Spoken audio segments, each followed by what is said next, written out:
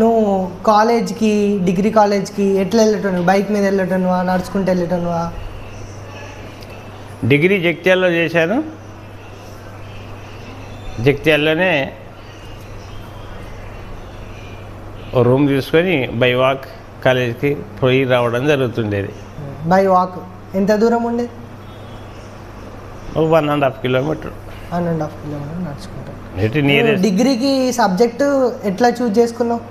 నేను ఇప్పుడు chemistry lecturer కావాలని కానీ లేకపోతే అది ఆ టీచర్ల యొక్క ప్రోద్బలం, సలహా, మా అన్నగారి యొక్క సలహా మేరకు ఆప్షనల్ సబ్జెక్ట్ను సెలెక్ట్ చేసుకోవడం అనేటువంటిది జరిగింది. డిగ్రీలో ఉన్నప్పుడే ఏదైనా డ్రీమ్ ఉండేదా? అంటే నేను ఇది కావాలనుకుంటున్నాను, నేను ఇట్లా ఈ ఉద్యోగంలో చేరాలనుకుంటున్నాను, డ్రీమ్ కానీ? అప్పుడంత నాలెడ్జ్ లేదు. రెండవది డిగ్రీలో ఎన్సీసీ మాకు కంపల్సరీ ఉండేది. ఎన్సీసీలో కూడా నాకు చాలా ప్రావీణ్యత సంపాదించాను. అప్పుడు సమ్మర్ క్యాంపులు ఉంటుండే, డెహ్రాడూన్ పోవడానికి అవకాశం ఉండే, కానీ అనివార్య పరిస్థితుల్లో పోలేకపోయాను. నేను డిగ్రీ లెవెల్లో బి సర్టిఫికెట్, సి సర్టిఫికెట్ అని ఉంటుండే. నాకు బి సర్టిఫికెట్ వచ్చేసింది. సి సర్టిఫికెట్ కొరకు మ్యాక్సిమం ప్రయత్నం చేశాను, కానీ నా కాంపిటీషన్లో వేరే ఒక అతనికి ప్రజెంట్. అంటే బి సర్టిఫికెట్, సి సర్టిఫికెట్ అంటే ఏంటి? దీంతో మనకి ఏమి లాభం అంటే అట్లా సర్టిఫికెట్ ఇప్పుడు ఎక్కడైనా ఏదైనా ఉద్యోగంలో ప్రవేశం చేయాలన్నా మనకు ఇంటర్వ్యూలో వచ్చినటువంటి మార్కులకి ఈ సర్టిఫికెట్ మార్కులు కొన్ని యాడ్ అయ్యి ఉద్యోగం దొరకడానికి మంచి రాచబాటగా ఉంటుండే. డిగ్రీలో ఉన్నప్పుడే ఇంటర్వ్యూస్ వస్తుండే. అది నాకు ఇప్పుడు నువ్వు బీటెక్లో డిగ్రీలో ఉన్నప్పుడు కానీ నీ ఫైనాన్షియల్ కండిషన్ ఎట్లుంది? నువ్వు ఏమైనా పార్ట్ టైం జాబ్స్ అట్లాంటివి ఏమైనా చేసినావా? అప్పుడు పార్ట్ టైం జాబ్లు ఏమి లేదు. మేము చదువుకున్నప్పుడు తెలంగాణ అనేటువంటిది ఎడ్యుకేషన్ విషయంలో చాలా పూర్గా ఉంటుండే. ఈ విషయాన్ని దృష్టిలో ఉంచుకొని అప్పుడే నా సెకండరీ ఎడ్యుకేషన్ టైంలోనే తెలంగాణ ఎడ్యుకేషన్ ప్రారంభమైంది.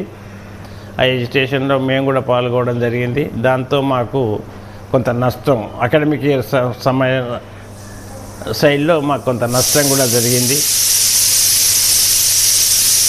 అక్కడంతా ఆంధ్ర వాళ్ళే టీచింగ్ స్టాఫ్గా వలస వచ్చేవాళ్ళు. దాంతో చాలా ఇబ్బందికరమైనటువంటి జీవితం ఉంటుండే.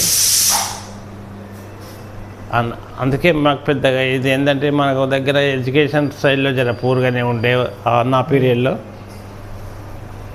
ఒక ఏమంటూ ఏం లేదు, ఏదైతే అదని అనుకునేవాళ్ళం. ముఖ్యంగా నేను మిలిటరీలోకి వెళ్ళాలి అనేటువంటి కాంక్ష బాగా ఉండే నాకు.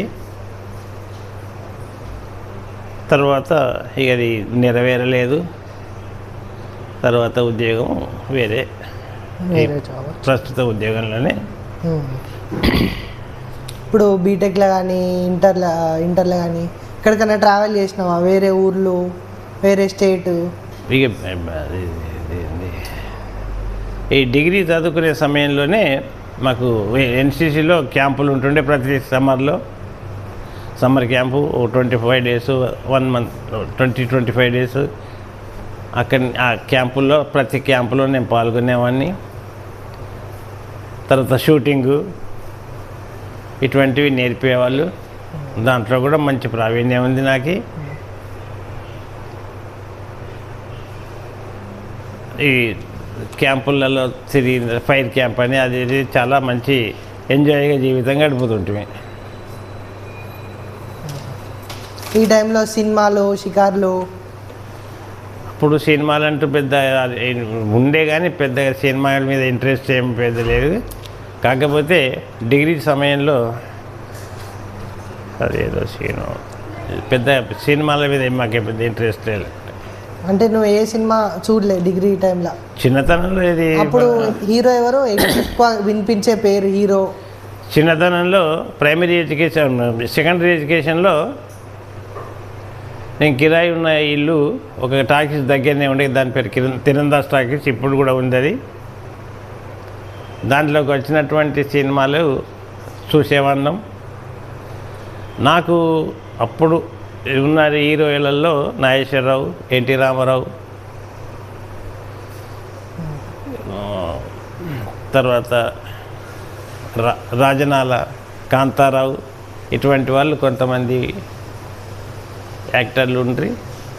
వాళ్ళు ఒక్కొక్కరు, ఎస్వి రంగారావు, ఒక్కొక్క యాక్టర్ ఒక్కొక్క ప్రావీణ్యం కలిగి, నైపుణ్యం కలిగి ఉండేవాళ్ళు. అప్పుడు తీసినటువంటి సినిమాల్లో కొంత లెసను ఉండేది. సాంఘికం కానీ పౌరాణికం కానీ ఎంతో ఆకట్టుకునే విధంగా వాళ్ళ నటన ఉండేది. పాత్రలో జీవించేవాళ్ళు. అది దానికి ఇంట్రెస్ట్ కలిగి చూసేవాళ్ళు చాలామంది. ఎందుకంటే అప్పుడు వేరేది ఈ ఎంటర్టైన్మెంట్ కొరకు ఎలాంటి పరికరాలు ఎక్కువ లేవు, అందుబాటులో లేకుండే, అప్పుడు టీవీలు లేకుండే. కాబట్టి ఇదే ఒక ఎంటర్టైన్మెంట్ కొరకు దీన్నే ఎక్కువ పబ్లిక్ ఉపయోగించేవాళ్ళు. ఇప్పుడు మ్యూజిక్ పాటలు, నీకు చిన్నప్పుడు ఏమన్నా పాటలు ఇష్టం ఉంటుండేనా? పద్యాలైనా, ఓన్లీ పద్యాలైనా లేకపోతే పద్యాలంటే నేను సుమారుగా ఇదే ప్రైమరీ ఎడ్యుకేషన్లో మా క్లాస్ టీచరు ఒకసారి, ఆయన ఒక తెలుగు పండితుండే, అతను పద్యాల పోటీ పెట్టిండ్రు మా స్కూల్లో. పద్యాల పోటీ పెట్టినప్పుడు సుమారుగా సుమతి శతకము,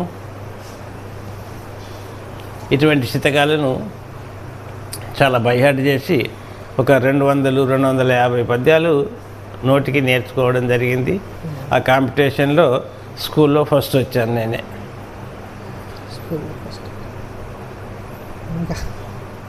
ఇంకా నువ్వు ఉన్నప్పుడు పొలిటికల్ పార్టీస్, నీకు ఓటకు వచ్చినప్పుడు కానీ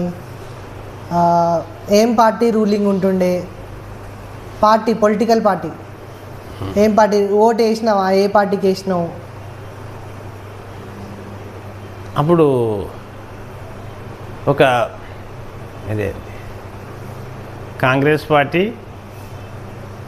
కమ్యూనిస్టు, ఇవే ఎక్కువ ఉండే, ఇవే పెద్ద మొత్తంలో. అప్పుడు ఎలక్షన్స్ అయినా కానీ వన్ సైడ్ ఉంటుండే. ఇప్పటితరికి ప్రచారాలు చేయడం కానీ ఇటువంటి ఏమి లేకుండే. పల్లెటూరులో పోయి అక్కడ ఉన్నటువంటి పెద్దల్ని, గ్రామ పెద్దల్ని కలిసి వాళ్ళతో మాట్లాడి కుల పెద్దల్ని అందరి ప్రోగు చేసి విషయం చెప్పి వాళ్ళని కన్విన్స్ చేసి ఒక కుల పెద్ద విషయాన్ని అవగాహన చేసి కులంలో చెప్పిండంటే అతని మాట జవదాటకుండా ఓట్లు వేసేవాళ్ళు. సుమారుగా అట్లనే జరిగింది. ఇప్పుడున్నంత కాంపిటీషన్ లేదు అప్పుడు.